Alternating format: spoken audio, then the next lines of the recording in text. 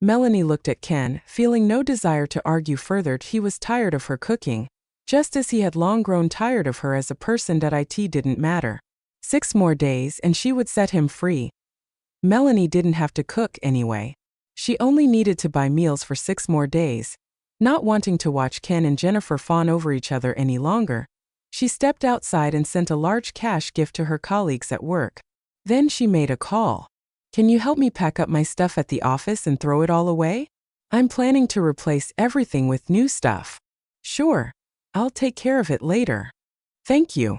Those were things Ken had bought for her. She once cherished them, but now she didn't want to keep a single thing. After hanging up, Melanie drew a cross over the 24th on her calendar and immediately got to work. She had a script to revise and had to deal with Ken and Jennifer's demands, leaving her utterly swamped. When she received a call from Jamie Grant early on the 25th, she was momentarily confused. "Hello, who's this?" "It's me," Jamie said. "Do you remember that you promised to fly to Hillridge in 5 days?" She picked up the tension in his voice, thinking about Jamie's global reputation, his godlike features, and the intimidating aura he exuded. Melanie found it hard to believe someone of his caliber would be nervous over one of her decisions. Her mind cleared instantly. "Ido." "Great. I'll book you a first-class ticket for the evening of the 30th. Does that work for you?" "Perfect. But no need for first class. An economy ticket is fine." Just as Melanie finished speaking, Ken leaned over and stared at her. "A plane ticket? Where are you going?" "It's been a while since I visited my parents. I thought I'd go see them," she replied, her voice unnatural. She had never lied to him before. However, Ken didn't notice at all. Instead, he scowled. "If you leave, what will Jen and I eat? I'll hire the best caretakers and nurses for your parents. There's no need for you to go back." Upon hearing that, Melanie was rendered speechless. At that moment, an overwhelming sadness for her past self washed over her. Did Ken truly think she was meant to ignore her family and friends just to cater to his every whim? Ken, oblivious to her silence, continued, "A few companies know your contract is about to expire and are trying to poach you. Have they reached out to you?" "Yeah," Melanie answered perfunctorily, not even wanting to engage with him. "I don't know where they got the confidence to think they can steal you from me.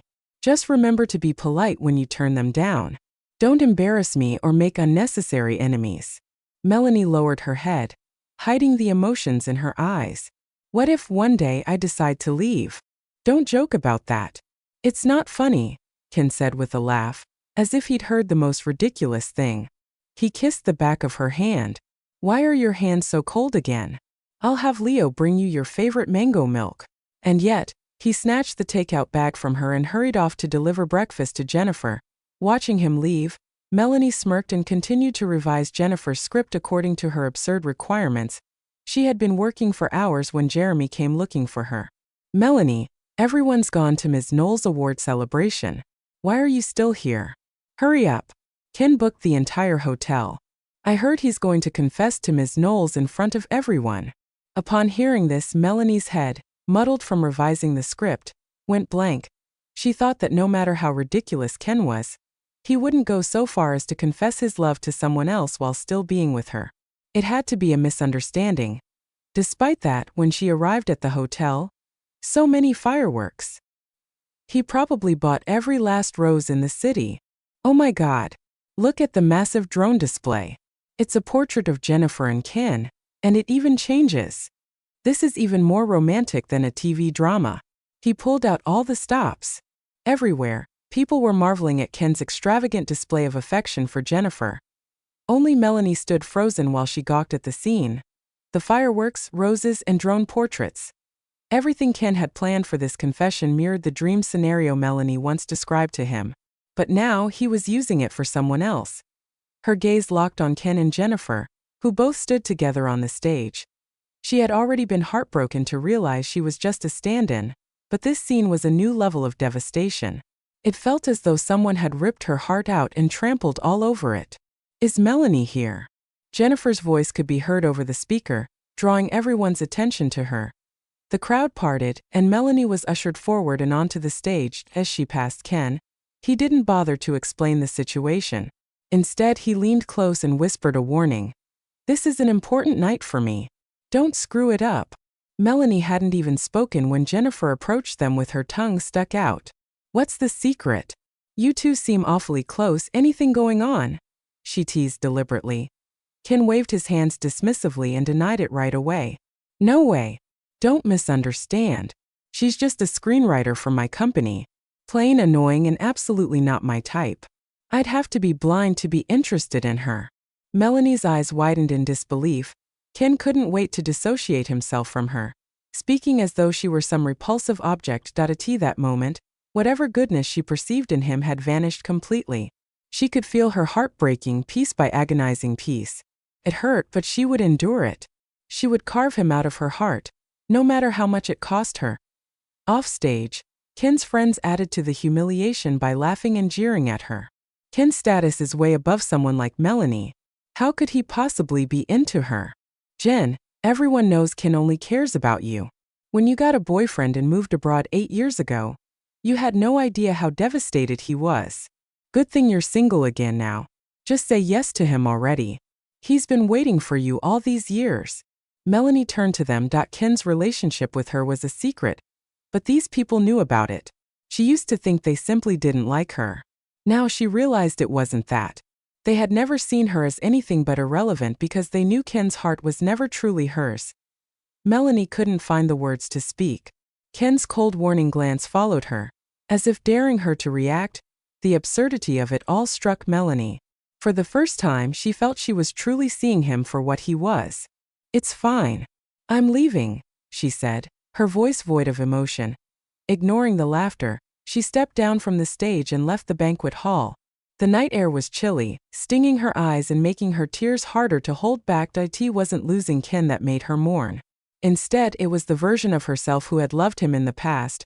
Biting her lip and clenching her fists, she tried to keep herself composed. For the past 8 years, not only had Ken used her as a stand-in, but now he had moved on to confess to someone else without even breaking up with her. He had played his part well, and she had been foolish enough to believe it. Her phone buzzed twice, pulling her back to reality. With tears streaming down her face, she checked it. Jamie had sent her a photo along with a message. Here's your flight ticket. I'll be waiting for you. All right. I'll be there in 5 days. 5 more days and she would leave for good. Free of Ken and Jennifer forever. Melanie headed to the stairwell to compose herself before returning to the hotel. To her surprise, Jennifer followed her. There you are, Melanie. You little stand-in. Jennifer spat, her tone full of contempt. How dare you get pregnant with Ken's child? I'm ordering you to get an abortion right now and leave him. If you don't blame me for what happens next. Melanie frowned. How did Jennifer know about her pregnancy? She was a little taken aback. The hostility in Jennifer's tone unnerved her, but she forced herself to stay calm. I'll break up with Ken, but this child is mine. I've always had difficulty conceiving, and I want to keep the baby. Don't worry, I'm leaving the country at the end of the month. Neither I nor my child will ever interfere with you and Ken's lives. However, Jennifer wasn't interested in a compromise. She sneered, stepping closer before pushing Melanie down the stairs. You scheming little tramp. I've seen your kind before. Trying to use a child to secure your place? Dream on. Jennifer snarled viciously. Melanie fell unexpectedly down the stairs, barely stopping at the landing. She was both shocked and terrified. Her entire body ached terribly. When she saw the blood between her legs, her face turned pale in an instant. Save me and my baby. Melanie, her phone broken, trembled as she pleaded with Jennifer for help. Jennifer, however, slapped herself twice and sat on the floor. Ah. Melanie, stop hitting me, she screamed shrilly. Even if you hit me, I can't make Ken fall in love with you.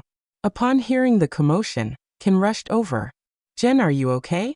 He anxiously picked Jennifer up and was ready to leave while completely ignoring Melanie below. Melanie frantically pleaded with him for help. Ken, save me.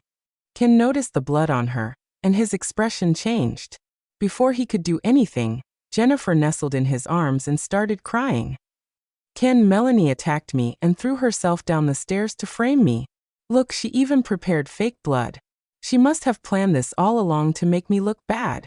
I have no idea what I did to upset her. After hearing this, Ken looked at Melanie in disgust.